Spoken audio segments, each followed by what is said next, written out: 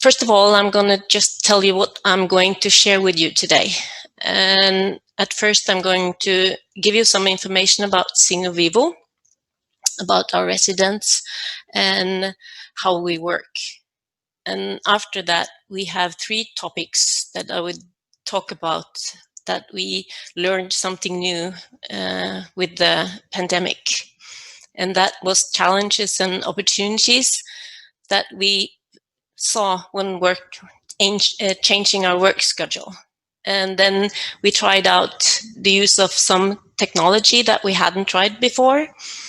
And at last, I'm going to say something about the creativity that we think are important when maintaining meaningful activities. So first of all, Signo Vivo is a part of the Signo Foundation, and I work at Signo Vivo. And at Signo Vivo, we have 4 residential units for adults that are identified with congenital deafblindness. Each of these units contains of 4 or 5 apartments, and these apartments connect to common areas like living room, kitchen, laundry room. And our residents, they hire these apartments. Right now, we have 18 men and women living with us, and they are at the age of 18 until 62 years old. In Norway, the government is responsible for offering care and security for disabled, like the congenital deafblind people. They receive a social benefit each month, so they are able to pay for the rent, buy food, medicine, and other necessities. Added to that, the county where they grew up has to provide and support them with the aid they need to manage their lives on a daily basis. So that would mean that our residents do not have to work to support themselves. At the residential unit that I work at, we have 4 adults with congenital deafblindness living. They were deprived of their hearing and sight before they were exposed to culture, language, and communication. But all 4 of them have some eyesight. The eyesight is not good enough for them to develop a sign language based on their sight alone. And 2 of our residents have residual hearing, but not enough to understand and use as a functional spoken language.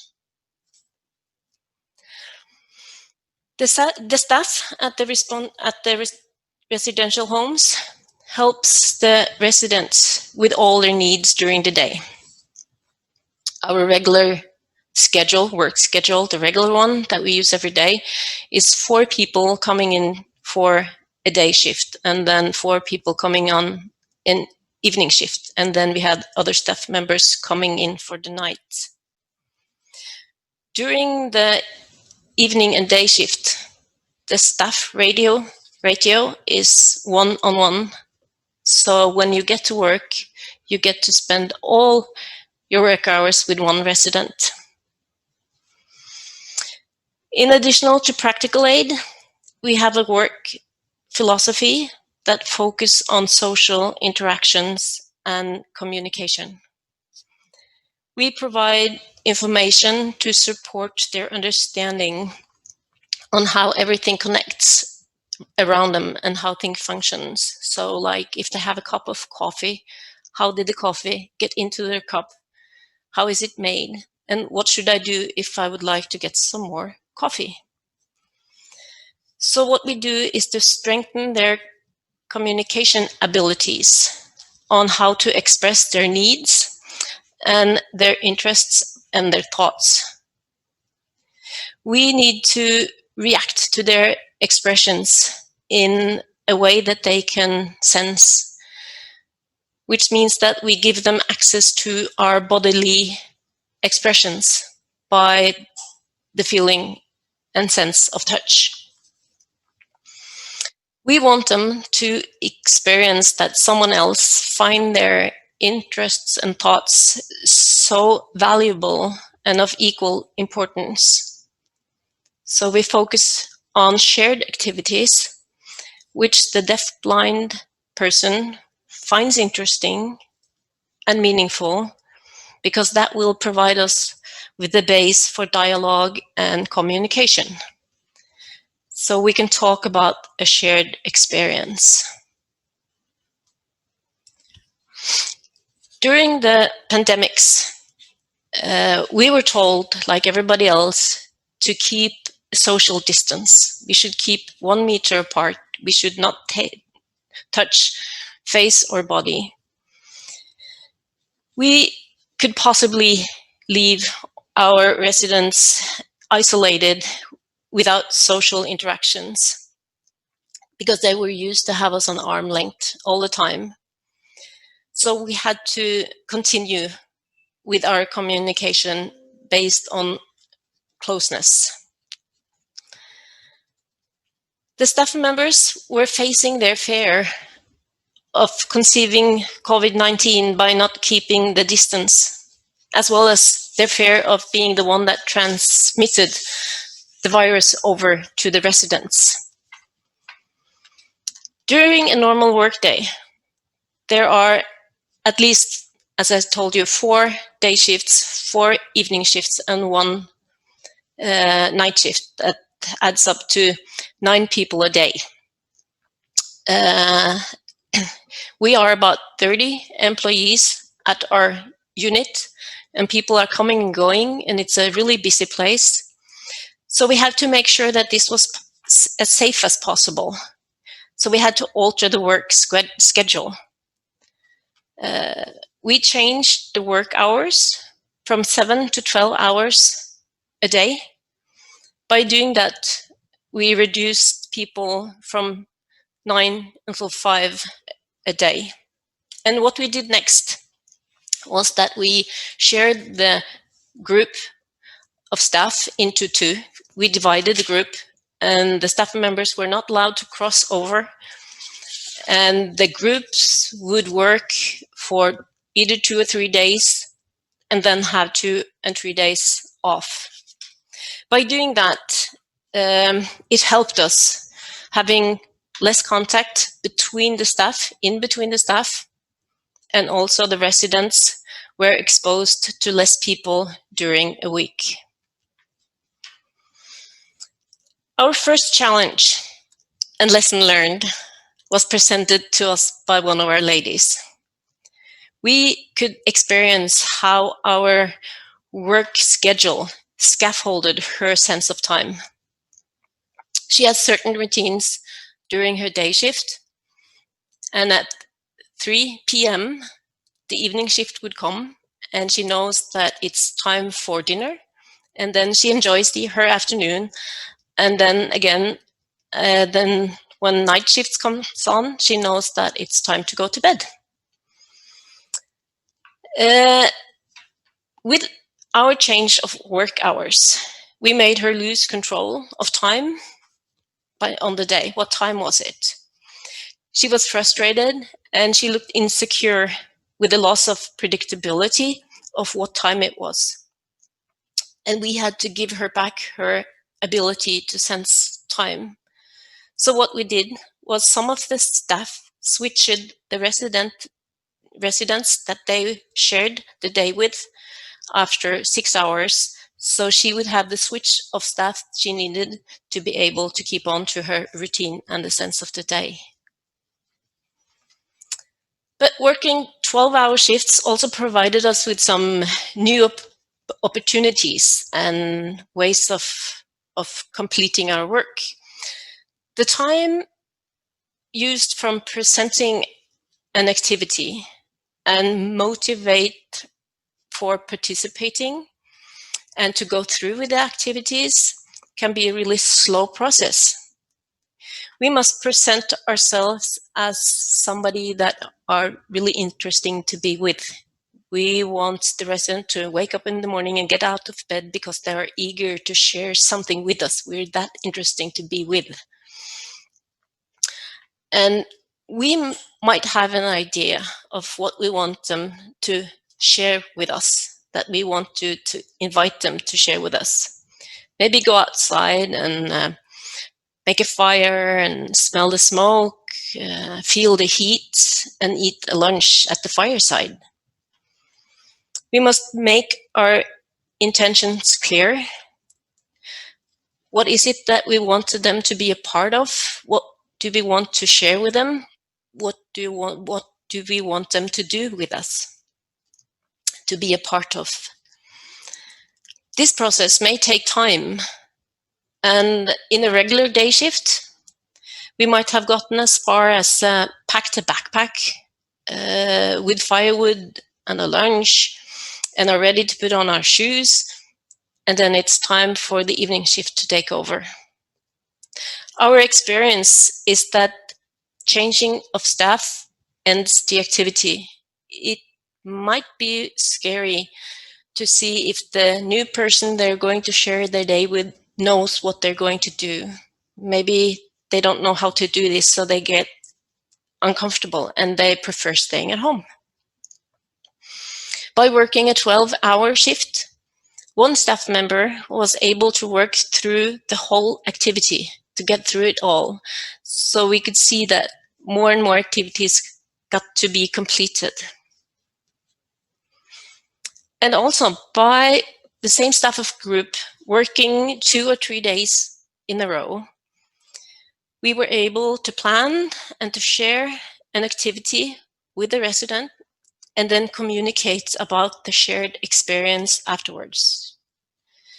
Maybe it was hot by the fireplace. The resident might have touched his leg and knee to feel the heat. Maybe they touched the heat and the knees together. In the afternoon, or maybe the day after, the resident may touch his leg again. And the staff could recognize this as an expression of a felt remembrance of the heat.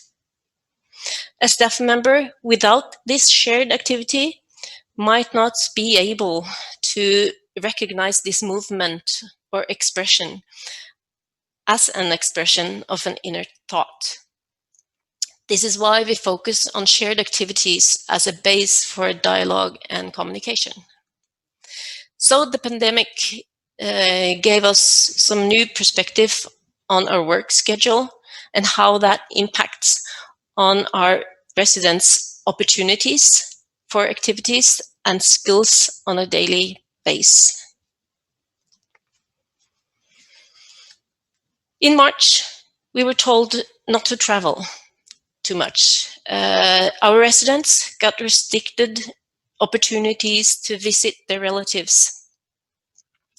That made us try out technologies that we hadn't really considered using before, like cell phones and iPads. One of our ladies with reducible hearing, she takes a lot of pleasure in music. She hums along, and while she was growing up, she and her mother shared a lot of musical moments together, singing and humming. So we figured we should try out FaceTime and Skype. And she could recognize her mother's voice on the iPad, and afterwards they've met up on net, singing, and they have been sharing their love for music together on net. Another of our ladies, she is able to recognize her mother's face on the iPad, so they can see each other and stay together that way. So this has really been a beautiful way to include relatives to our daily life at our residential home. A young man that we have with reducible hearing, he enjoys listening to his mother's voice through a cell phone that is connected to his hearing aid by a Bluetooth. He can understand the concept of a cell phone and text messages. So the staff helps him to write and decode messages. He eagerly listens for the sound from his cell phone that lets him know that somebody might have texted him or that somebody is calling, so he can listen to their voice. So we have been aware now that technology is beneficial for our residents, and we will continue to use that to keep in touch with their relatives, and also we would like to see if there's something else that we could use in the future.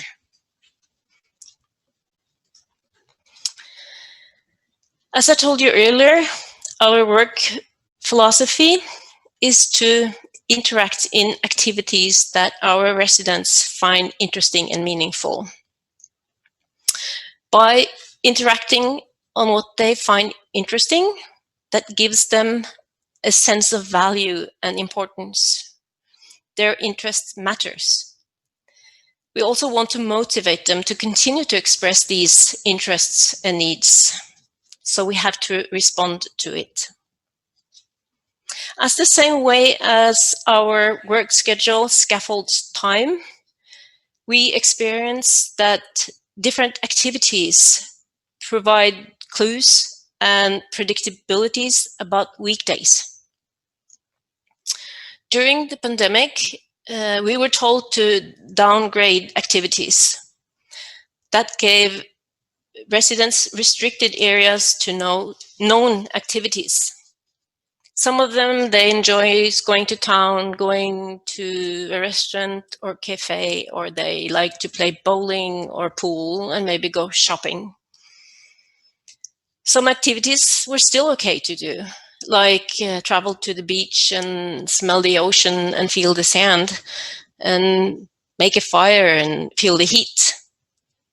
But one of our ladies, she loves to shop.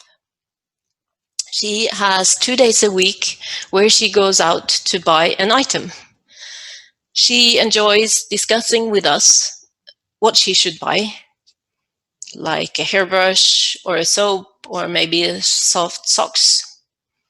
She decides, but then again she changes and she wants to talk to us again and decide something else.